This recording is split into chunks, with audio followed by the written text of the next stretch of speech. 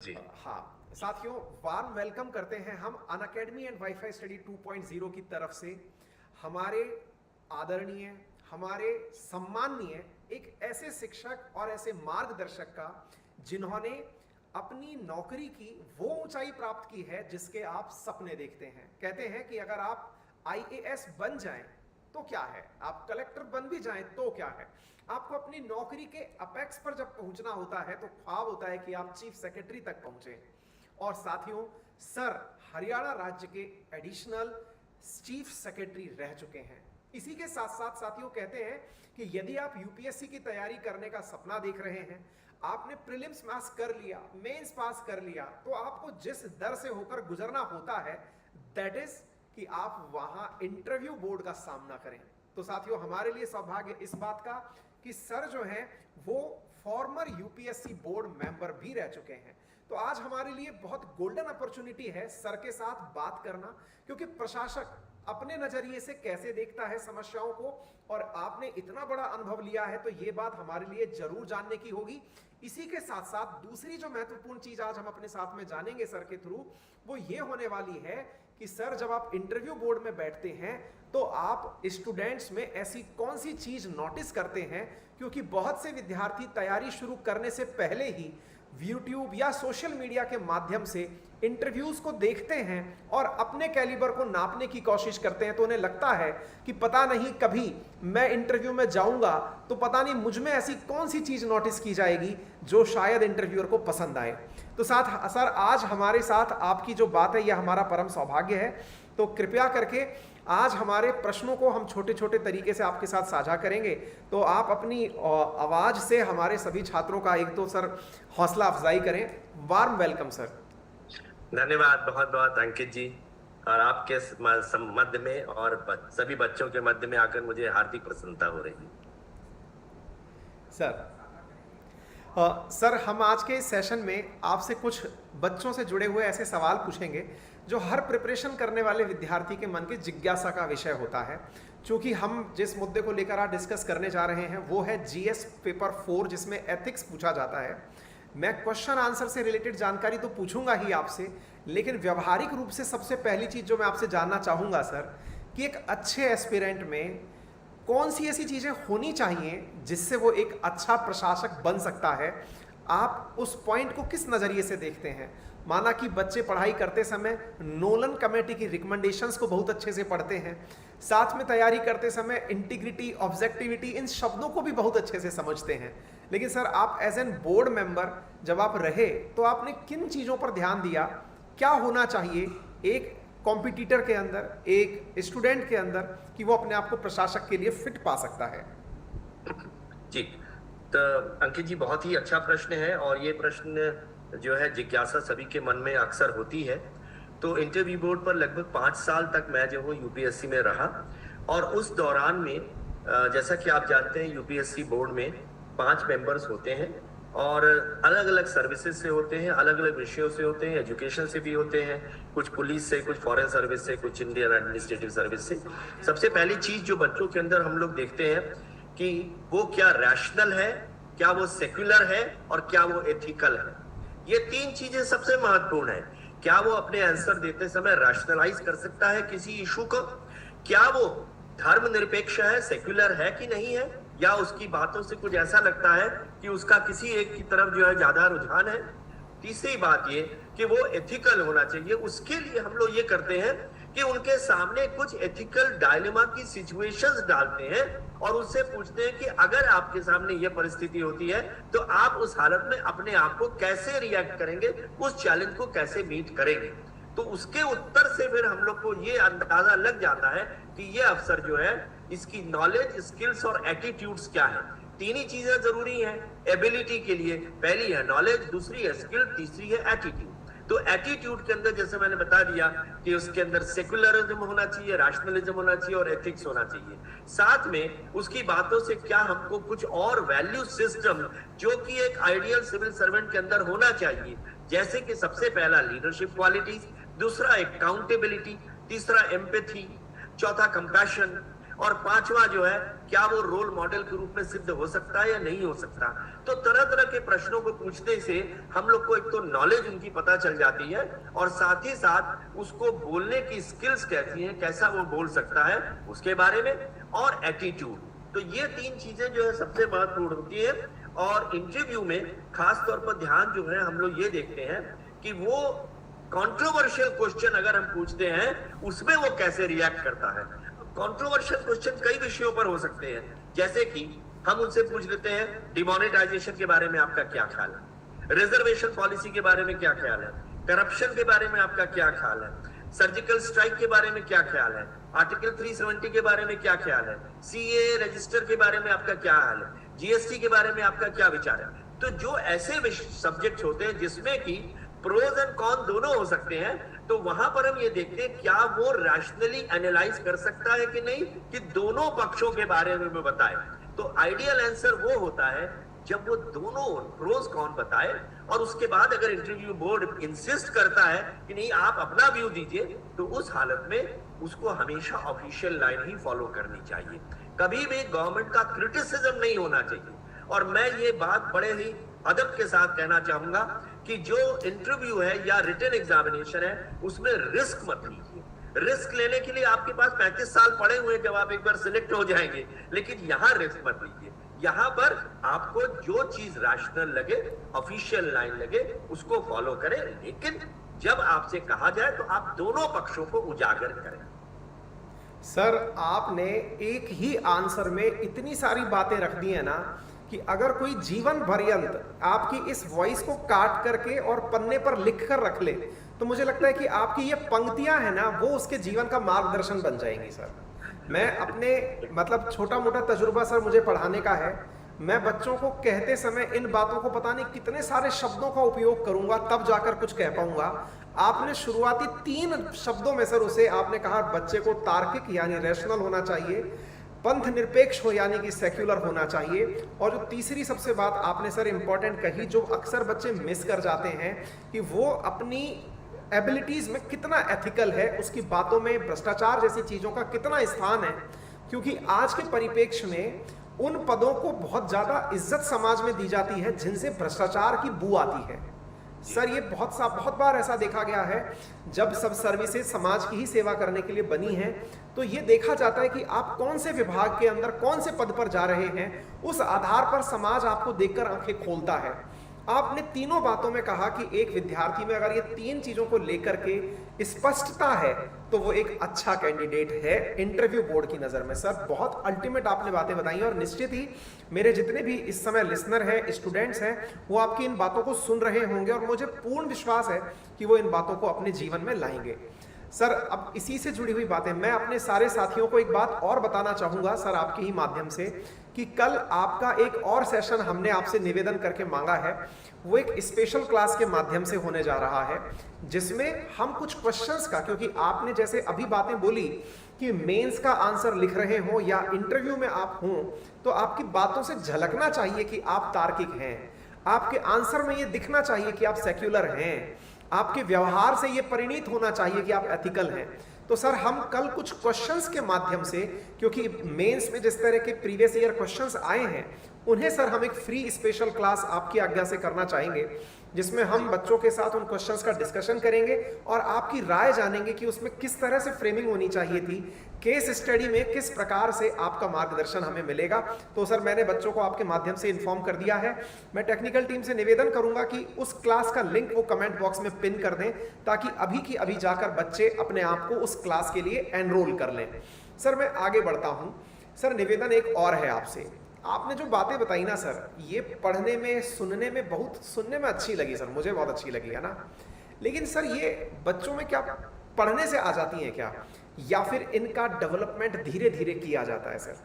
Sir थोड़ा सा इस पर अपने अनुभव से आप प्रकाश डालें, क्योंकि बहुत सारे मेरे ऐसे स्टूडेंट्स हैं इस समय जो ग्रेजुएशन परसुइंग हैं सर, वो आने वाले समय में यूपीएससी की तैयारी करेंगे, या फिर वो आज से 3 साल बाद मेंस लिखेंगे या 2 साल बाद लिखेंगे। तो सर ये एबिलिटी डेवलप कैसे की जाए, और क्या पहचान है कि आप में ये एबिलिटी है, तो पहले तो डेवलप कैसे की जाए, तो सर उस पर प्रकाश डाल दीजिए प्लीज। जी बहुत अच्छी बात प्रश्न है अंकित जी आपने जो पूछा। पहली बात तो मैं ये कहना चाहूंगा कि सिविल सर्विसेज जो है वो एक तपस्या है और मन, वचन और कर्म तीनों से जो है पूरी तरह से तैयारी होनी पड़ती है और अपने आप को पूरी तरह से डेडिकेट करना पड़ता है। और साथ में मैं ये भी कहूंगा कि ऐसा नहीं है कि ये नहीं हो सकता है, क्योंकि 10 लाख से ज्यादा लोग जो बैठते हैं सभी सीरियस नहीं होते हैं। तो जो सीरियसली तैयारी करेगा वो हर हालत में सफलता के चरम उत्कर्ष पर पहुंच सकता है।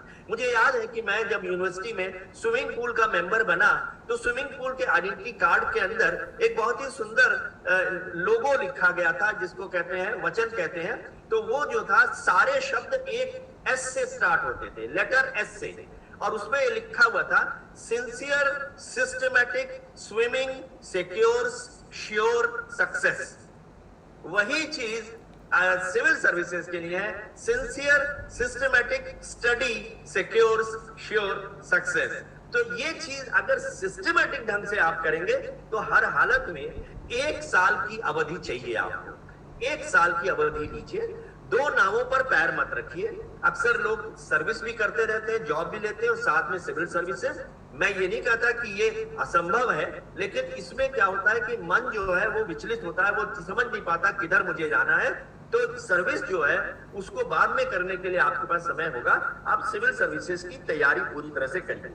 और साथ में मैं कुछ चीजें लेटर सी से संबंधित कहूंगा, तैयारी के लिए इनकी क्या जरूरत होती है। पहला सी से है कलेक्ट। तो हमें कलेक्ट करना है सबसे पहले। क्या कलेक्ट करना है? सी से कंटेंट। तो जो कंटेंट है उसको कलेक्ट करना है। और तीसरा सी है, वो कंटेंट कैसा होना चाहिए? Concise and correct.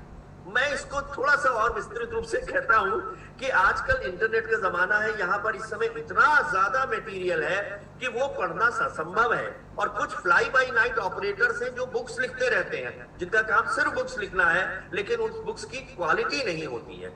तो इसलिए सबसे पहले 2-3 महीने लगाकर सभी बुक्स या दूसरे सोर्सेज से कलेक्ट करिए कंटेंट जो कि कंसाइज और करेक्ट होनी चाहिए। फिर दूसरी चीज जो जरूरत है, जो बिल्कुल स्वाभाविक है, वो है कंप्यूटर लेना। अगेन सी से कंप्यूटर। तो कंप्यूटर लेना होगा और एक अच्छी कनेक्टिविटी वाला ब्रॉडबैंड लेना होगा। अगेन सी से कनेक्टिविटी। अब इसके बाद आता है तैयारी आपको 1 साल करनी है, तो आपको जो है कैलेंडर तैयार करना पड़ेगा। प्रतिदिन 8 घंटा जो है अगर आप दे सके तो बहुत अच्छा है, कम से कम 6 घंटा दीजिए और कैलेंडर बनाइए। और ये मैं नहीं कहूंगा कि एक ही विषय को पूरे दिन पढ़िए, तरह तरह के जितने पेपर्स है उनका मिक्स कीजिए ताकि आपको रुचिकर लगे, बोर ना हो जाए। तो कैलेंडर के बाद जो अगला सी है वो है कि कम्युनिकेशन स्किल। सी से कम्युनिकेशन। तो आपकी राइटिंग स्किल्स जो हैं और डॉक्यूमेंटेशन स्किल्स हैं, जैसे कि छोटी सी बात, प्रेसी राइटिंग हम लोग स्कूल कॉलेज में करते हैं। तो यहाँ पर भी कई प्रश्नों के जैसे केस स्टडीज होंगी जो कि एथिक्स में, तो जो मेन फैक्ट्स आपको लिखने पड़ेंगे, पूरे केस स्टडी का प्रेसी लिखना पड़ेगा। तो writing skills, documentation skills, प्रेसी writing skills and interview के समय आपको प्रेजेंटेशन करना पड़ेगा। तो ये कम्युनिकेशन स्किल्स जो है ये भी बहुत आवश्यक है। अगला सी है कि चूंकि ये कंपटीशन है तो आपको कैंडिडेट भी रहना पड़ेगा। ये नहीं हो सकता कि आप जो है अपनी सारी जानकारी जो है सभी में बांट दें, क्योंकि कंपटीशन है। मैं ये नहीं कहूंगा कि ये बहुत अच्छी चीज है, लेकिन यहाँ पर जो सबसे अच्छा है उसमें निकलना है। तो आप इसके लिए कंपटीशन समझते हुए कैंडिडेट रहिए, तैयारी करिए। अगला जो है कि कॉन्फिडेंस लूज मत कीजिए। सी से कॉन्फिडेंस, क्योंकि उसमें अक्सर क्या होता है कि लोग कॉन्फिडेंस लूज कर जाते हैं। एक पॉजिटिविटी अंदर होना बहुत जरूरी है। और यहीं पर मैं वो बार बार कहता हूं, KSA के अंदर जो तीसरा ए है वो एटीट्यूड के अंदर पॉजिटिव एटीट्यूड होना चाहिए। देखिए फेलियर होती रहती है, हम गिरते भी हैं, पढ़ते भी हैं, उसके बाद फिर खड़े हो जाते हैं, लेकिन positive thoughts attract positive action, positive action becomes positive habits and positive habits becomes positive results. तो अल्टीमेटली पॉजिटिव रिजल्ट जो है पॉजिटिविटी से आना है। तो उसके बाद जो है सी से है कंसल्टेशन। तो जब आप दिन भर पढ़ लें, शाम के वक्त अपने गुरुजनों से, अपने फैकल्टी मेंबर से अपने डाउट्स जो हैं वो क्लियर कराने के लिए कंसल्टेशन सी की आवश्यकता है। इसके अलावा आंसर जो है वो उसके लिए आपको क्लैरिटी बहुत जरूरी है। देखिए बहुत लंबा लंबा लिखने से कोई फायदा नहीं है, उसके लिए आपको बड़ा ही शार्प और क्रिस्प आंसर होने चाहिए। तो क्लैरिटी ऑफ थॉट जो है आनी बहुत जरूरी है। फिर एक चीज और सी से है सर्कमस्पेक्ट, यानी कि आप रिस्क मत लीजिए। जैसे कि कोई ऐसे का पेपर है, अब मान लीजिए 5 या 6 ऐसे के टॉपिक्स हैं और उनमें से कुछ महापुरुषों की उन्होंने सेइंग्स दे दी और कहा इसको इलैबोरेट करिए। अब ये विषय ऐसा हो सकता है जिसमें आपकी विचारधारा और एग्जामिनर की विचारधारा मेल ना खाए, तो आप रिस्क लेने के बहाने आपको नंबर ऑफ मार्क्स आपके कम हो जाए। सबसे सिंपल ऐसे पिकअप करिए जहां कोई रिस्क ना हो, उसमें आपको कभी भी मार खाए नहीं खाएंगे, कुछ न कुछ अच्छे नंबर ही मिलेंगे। मैंने जब आईएएस की तैयारी करी थी तो जो मेरे एसए के पेपर थे उसके अंदर जो सबसे सिंपल था वो था the recent advances in science in India. अब इसको दो ही अर्थ ही नहीं हो सकता, ये एक ही अर्थ होगा। इसके बारे में कोई एग्जामिनर दूसरा व्यू नहीं रख सकता। लेकिन अगर मैं रविन्द्रनाथ टैगोर या शेक्सपियर का लिखा हुआ कुछ उसके ऊपर अपने विचार रखूं, हो सकता है वो विचार ना मेल खाते हो। तो सर्कमस्पेक्ट यानी अवॉइड रिस्क, ये आवश्यक है। और एक चीज और जो कि लास्ट में, अपना आंसर क्रिएटिव होना चाहिए। क्रिएटिव का मतलब है कुछ नया लिखिए, कुछ नया डालिए। रिसर्च हो रही है, नए नए आर्टिकल्स आ रहे हैं, इसके ऊपर जजमेंट्स आ रहे हैं, तो क्रिएटिव राइटिंग में आपको दूसरों से अलग होना पड़ेगा, तभी तो वो दूसरों के मुकाबले में आपको ज्यादा नंबर मिलेंगे। तो ये चीज जो है बहुत आवश्यक है। और कोई भी आंसर बताने के लिए हमेशा एग्जाम्पल दीजिए। एग्जाम्पल जो है उस थियोरेटिकल पार्ट को बहुत क्लैरिटी से देते हैं। अब एथिक्स के अंदर भी जो इंटीग्रिटी समझाना, अकाउंटेबिलिटी समझाना या एम्पैथी समझाना, तो उसका एग्जाम्पल जरूर दीजिए। अब वो चाहे वो एपीजे अब्दुल कलाम का एग्जाम्पल हो, चाहे वो गुरु द्रोणाचार्य का एग्जाम्पल हो या रूसी मोदी का एग्जाम्पल हो, ये तीनों वैल्यू सिस्टम से कोई ना कोई अच्छे एग्जाम्पल्स आपको मिलेंगे। तो ये अगर आप देंगे तो आपको आपका आंसर जो है उसकी क्रेडिबिलिटी बहुत बढ़ जाएगी और वो इम्प्रेस भी हो जाएगा। तो ये तैयारी करते समय हमें ध्यान रखना पड़ेगा। और भी बहुत सी चीजें हैं। आप अंकित जी आप बीच में सर मैं तो आपको सुनते ही रहना चाहता हूं। मतलब मैं ये कहूंगा मैं अपनी टीम से भी कहूंगा कि आज के इस सेशन का थंबनेल बना के रख लेना चाहिए कि अगर आप रियल में यूपीएससी क्वालिफाई करना चाहते हैं तो इस सेशन को जरूर सुने, क्योंकि सर आपने इतने अल्टीमेट पॉइंट बताए हैं ना कि इन बातों को बच्चे पता नहीं अभी कितना फील कर पाएंगे, लेकिन मैं ये अश्योर कर दूं सबको कि यदि वो 2 से 3 साल प्रिपरेशन में रह चुके होंगे ना, तब वो आपके इस बात की वैल्यू को समझ पाएंगे। सर अभी क्या है ना, कुछ बच्चे जो शुरुआती दौर में हैं उन्हें इन बातों का महत्व ही नहीं पता है सर, जो आपने बातें बोली हैं। लेकिन मैं दिल से इस बात को फील कर पा रहा हूं, क्योंकि मैं एक स्टूडेंट खुद रहा हूं, आज भी अपने आप को स्टूडेंट ही मानता हूं सर। तो मैं आपकी इन बातों से इतना प्रभावित हूं कि आपने एक एक चीज में बहुत बड़ी बड़ी बातें बोली हैं। इवन मैं आपके सेशन को खत्म होने के बाद आपकी बातों का नोट्स बनाऊंगा, क्योंकि आपने बहुत शानदार बातें बताई हैं सर। थैंक्स अ लॉट, आप इतनी शानदार बातें बता रहे हैं सर। अच्छा सर, तो हालांकि मैं इन बातों को सुनने के बाद और प्रश्न बढ़ाने की इच्छा तो नहीं रखता, लेकिन सर इच्छाएं हैं कि खत्म नहीं हो रही हैं सर। मैं कुछ और सर प्रश्न आपसे करना चाहूंगा सर। जैसे आपने बताया कि 1 साल के अंदर बच्चा अगर सोचे तो वो इन चीजों पर काम करने लग सकता है। आपने बहुत सारे प्रश्नों का जवाब दे दिया सर कि एक बार में एक ही काम करें। आपने कह भी दिया कि क्रिएटिविटी को रखें। आपने ये भी बताया कि किस प्रकार से वर्तमान टाइम में जो चल रहा है उस पर नजर रखें, एग्जाम्पल्स को देखें, पॉजिटिव एटीट्यूड अपनाएं, रिस्क मिनिमम तरीके से लें, क्योंकि आपको जिंदगी मिलने वाली है, जिंदगी है बाकी जिसमें आप रिस्क ले सकेंगे। इस समय क्रिएटिव ना बने ताकि आपकी रिस्क से दिक्कत हो जाए। बहुत अल्टीमेट बातें हैं सर। समटाइम्स ऐसा होता है सर, हमारी जिस तरह की देखिए ऑनलाइन की जो दुनिया है ना सर, इसके बहुत से फायदे हैं और बहुत से नुकसान हैं। उन नुकसानों में सबसे पहली बात जो मानता हूं उसको मैं पहले ही एडमिट करता हूं सर, जो आपने खुद ने भी आज बताया कि एम्पल ऑफ नॉलेज इस समय मार्केट में फ्री में अवेलेबल है सर। तो बच्चों की बड़ी मुसीबत है कि कितना पढ़ें, कहां से पढ़ें, क्या पढ़ें। आपने उसका बहुत शानदार जवाब दिया कि कलेक्शन पर फोकस करें, कलेक्ट करें, बेहतरीन तरीके से चीजें सेलेक्ट कर लें और फिर आप आगे निकलें। बहुत बढ़िया सर। लेकिन सर ऑनलाइन की एक और खासियत भी है। खासियत ये है सर कि इस एजुकेशन ने बहुत ही जिसको हम कह सकते हैं कि वहनीय कीमतों पर, सस्टेनेबल कह लीजिए या फिर ऐसा कह लीजिए कि बेरेबल कीमतों पर लोगों की एजुकेशन उपलब्ध कराई है सर। जहां एक और इसकी नेगेटिविटी है, वहीं इसकी पॉजिटिविटी में है कि सर उन बच्चों को भी अब यूपीएससी का सपना देखना अधिकार लगता है जिनकी आर्थिक स्थितियां ठीक नहीं है। तो सर आप उन बच्चों के लिए क्या अपनी तरफ से मार्गदर्शन देना चाहेंगे या उनको क्या दिशा दिखाना चाहेंगे? क्योंकि बहुत से बच्चे मेरे साथ ऐसे भी जुड़े होते हैं सर जिनकी आर्थिक स्थिति बहुत अच्छी नहीं है, लेकिन फिर भी सपने यूपीएससी देखने के हैं। तो क्या सर आर्थिक परिदृश्य किसी को यूपीएससी के सपने देखने से रोकता है? पहला सवाल। और दूसरा सवाल कि पूरी प्रिपरेशन में कोई विद्यार्थी जो एक हम्बल बैकग्राउंड से आता है वो अपने आप को सकारात्मकता के साथ कैसे मोटिवेटेड रखे सर? प्लीज इस पर अपने 2 शब्द। जी जी। तो अंकित जी, पहली बात तो ये है कि आर्थिक परिस्थिति कैसी भी हो, लेकिन मैं समझता हूँ कि सभी को इस एग्जाम के लिए चेष्टा करनी चाहिए, क्योंकि सिविल सर्विस जो है वो दूसरे जॉब से बहुत फर्क है। बाकी सब जॉब्स हैं, लेकिन ये सर्विस है, सेवा है। और इस सेवा में अब जब आप एक बार सेलेक्ट हो जाएंगे तो जीवन भर आपको एक बहुत ही बड़ा अनूठा अवसर मिलेगा कि आम जनता की मुश्किलों को दूर करने का, जिसको हम कहते हैं कि पब्लिक पॉलिसी का हिस्सा बनने का आपको मौका मिलेगा। अब सवाल है कि आर्थिक बैकग्राउंड अगर मान लीजिए बहुत अच्छा नहीं भी है, जिसकी वजह से आपको साथ में कोई और जॉब करना पड़ता है, तो ऐसी परिस्थिति में भी आप हतोत्साहित ना हो। लेकिन ये जरूर है कि कुछ समय आपको निकालना पड़ेगा तैयारी का। हाफ हार्टेड अटेम्प्ट कभी मत दीजिएगा, उससे मन के अंदर जो है एक बहुत ही ज्यादा डिफेंसिव चीज आ जाती है और एक पेसिमिस्ट एटीट्यूड आ जाता है, निराशावादी आ जाता है।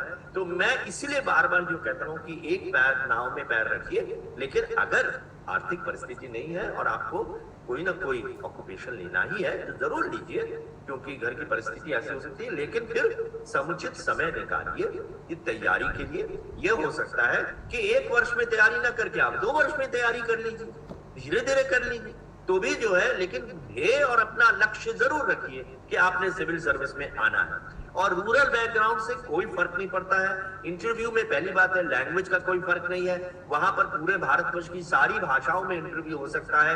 इंटरप्रेटर बैठे रहते हैं और इंटरप्रेटर प्रश्न को भी समझाते हैं और उत्तर भी समझाते हैं। हम लोग कभी भी डिस्क्रिमिनेट नहीं करते, भेदभाव नहीं करते कि वो किस प्रांत से है, किस भाषा से है, किस बैकग्राउंड से है। हमें सिर्फ इतना देखना है कि उसका नॉलेज, उसकी स्किल और एटीट्यूड कैसा है। और ये नॉलेज, स्किल और एटीट्यूड में आर्थिक परिस्थिति या ग्रामीण स्थिति किसी भी हालत में रुकावट नहीं बनती। मैं इसके साथ में एक चीज जरूर कहना चाहूंगा कि तैयारी करते समय 2 चीजें और जरूर ध्यान रखें कि कभी भी किताबों से डायरेक्टली मत पढ़िए, सीधे मत पढ़िए।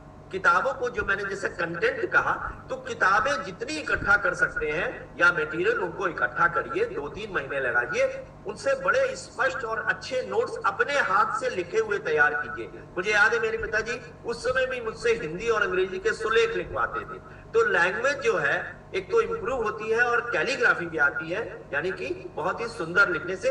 तो चाहे कुछ कहिए, एग्जामिनर अगर सुंदर अक्षरों में, मोती जैसे अक्षरों में लिखा हो तो उसका कुछ न कुछ तो असर पड़ता ही है। और साथ में लिखने से वो बात मानस पटल पर अंकित हो जाती है। अगर आप किताब से पढ़ेंगे, रट के करेंगे, तो आपको वो जो है नॉलेज नहीं मिलेगी। इसीलिए कहा जाता, अंग्रेजी में कहावत है कि the weakest ink is still more powerful than the most powerful of memory। तो चाहे कितनी ही पावरफुल मेमोरी क्यों ना हो, वीकेस्ट इंक उससे कहीं ज्यादा पावरफुल है। तो लिखकर अगर आप तैयार करेंगे तो आपको स्टेप बाय स्टेप फिर सोचना नहीं पड़ेगा। एग्जामिनर में आपकी कलम स्वतः चलती चली जाएगी स्टेप बाय स्टेप, और इसके कारण जो समय की बचत होगी उसमें आप ज्यादा प्रश्न भी हैंडल कर सकेंगे। एक बात और जो बहुत आवश्यक है कि पिछले वर्षों के पेपर्स को आप जरूर हल करें। तो देखिए क्या होता है, 26 जनवरी और 15 अगस्त का जो फंक्शन होता है, उसके लिए सबसे पहले जो है प्रैक्टिस होती है, वहां पर प्रैक्टिस ग्राउंड पर होती है, फिर रिहर्सल होता है, फिर फुल ड्रेस रिहर्सल होता है और फिर परफॉर्मेंस होता है। तो सिविल सर्विसेज के लिए भी आपको उसी तरह तैयारी करनी है कि जैसे एक गवैया वहां पर अपना परफॉर्मेंस देना है कहीं पर, तो सबसे पहले वो रियाज करेगा। रियाज वो प्रैक्टिस है, जो कि आपके पुराने पेपर्स को देखकर आप रियाज करेंगे, उसके पश्चात उसका रिहर्सल करेंगे। तो रिहर्सल टेस्ट पेपर से करेंगे या टाइम के अंदर 3 घंटा या 2 घंटे का जो है उसके तहत एक्चुअल पेपर सॉल्व करेंगे, और तब जाके आप जो है एग्जामिनेशन हॉल में जाकर अपना वहां पर पेपर लिखिए। तो ये स्टेप जो है पुराने पेपर्स को पढ़ने से ट्रेंड पता चल जाता है कि पेपर्स कैसे आते हैं, और लिखने से प्रैक्टिस हो जाती है। सर आपने अगेन, मैं आपसे तो ये गुजारिश करूंगा कि आप हमें वो टाइम दें जिसमें मैं आपका लाइव प्रेजेंट होकर के साक्षात्कार ले पाऊं और एक लंबी वार्ता चले। सर मैं खुद एनलाइटन फील कर रहा हूं सर आपकी ये सारी बातें सुन करके, क्योंकि आपने अपने जीवन के अनुभव को इतने कम शब्दों में और इतना प्यार से सहेज के दिया है कि मैं बार बार बोल करके भी आपको शर्मिंदा कर रहा हूँ सर। सर निवेदन था कि एक छोटा सा डाउट रहता है विद्यार्थियों में कि जब वो किसी मीडियम में, लेट से उन्होंने इंग्लिश मीडियम में पेपर लिखा, लेकिन वो इंग्लिश बोलने में कंफर्टेबल नहीं है सर, तो बड़ा प्रिसाइजली मुझे इस बारे में बताएं कि क्या वो इंटरव्यू हिंदी में दे सकते हैं क्या सर?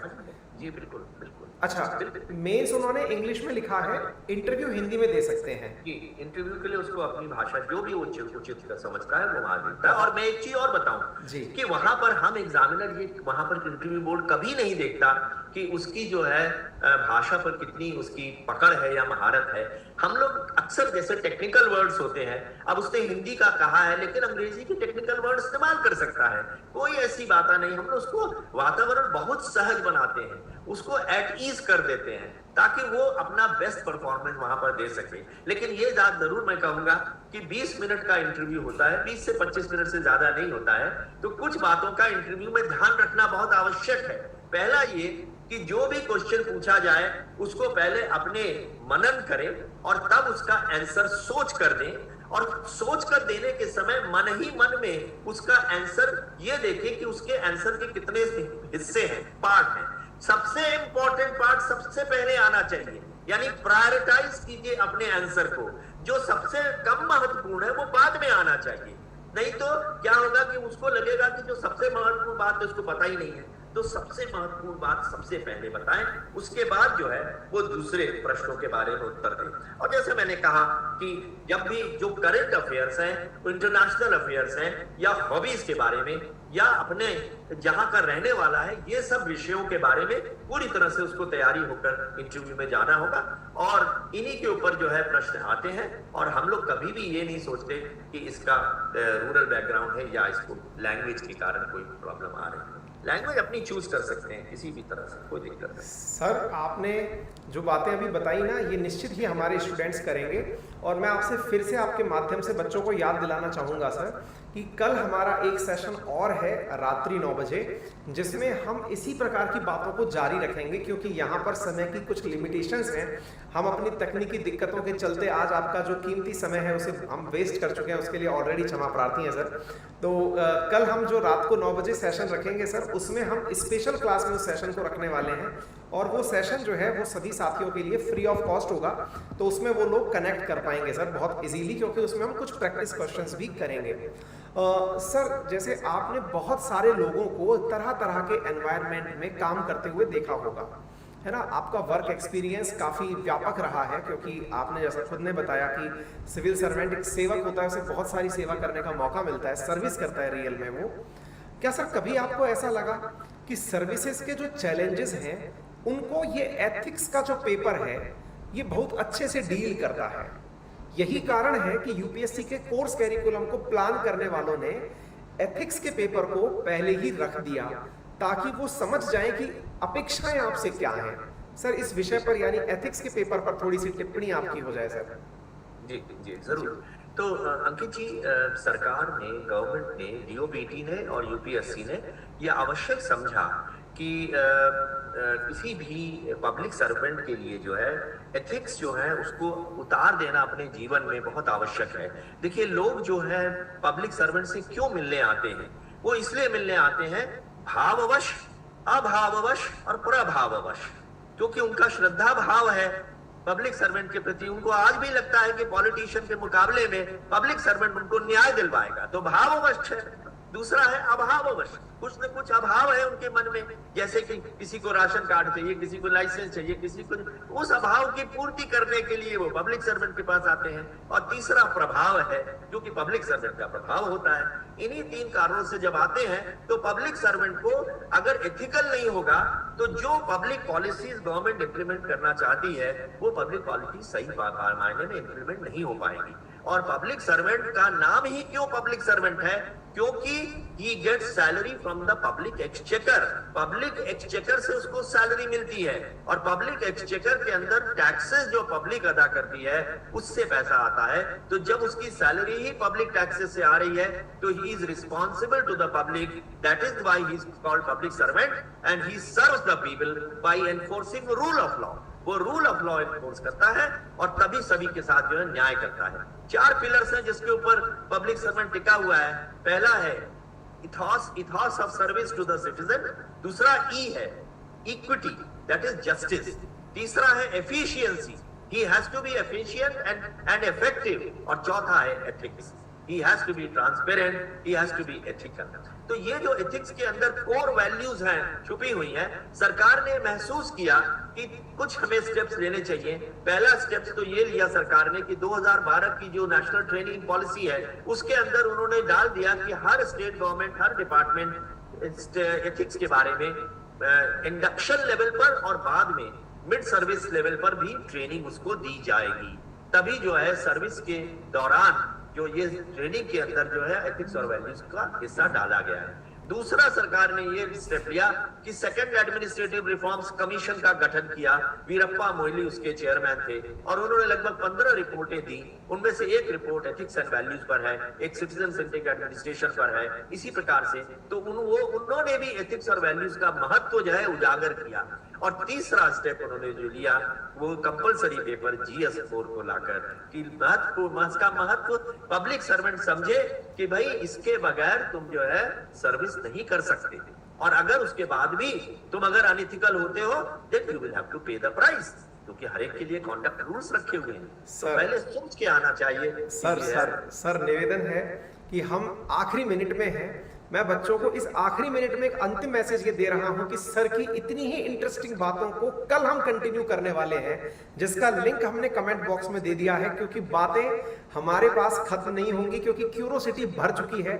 मैं अपने स्टूडेंट से गुजारिश करूंगा कि वो जल्दी से कमेंट बॉक्स में आज हमें बता दें कि कल के सेशन में हम सर से और कौन सी बातों पर चर्चा करें, आंसर लिखने की कौन सी कला उन्हें डेवलप होनी चाहिए। अपने इस जोश को बच्चे बरकरार रखें। इसी शुभकामना के साथ हमें इस सेशन को यहीं विराम देना होगा। सर आपका तहे दिल से धन्यवाद। मैं सेशन को यहीं रोक रहा हूं, समय मुझे यहीं रोकने की परमिशन दे रहा है, लेकिन आपको कहीं नहीं जाने देने का मन कर रहा है। फिलहाल के लिए सर आपका तहे दिल से धन्यवाद। मैं विद्यार्थियों से कहूंगा कि कल के सेशन को तुरंत, जो कि फ्री ऑफ कॉस्ट है, रेफरल कोड अंकित 10 यूज करके तुरंत ज्वाइन कर लें, और सर को कल रात 9 बजे लेकर मैं फिर से हाजिर होता हूं। थैंक यू सो मच साथियों। सी you in the next session।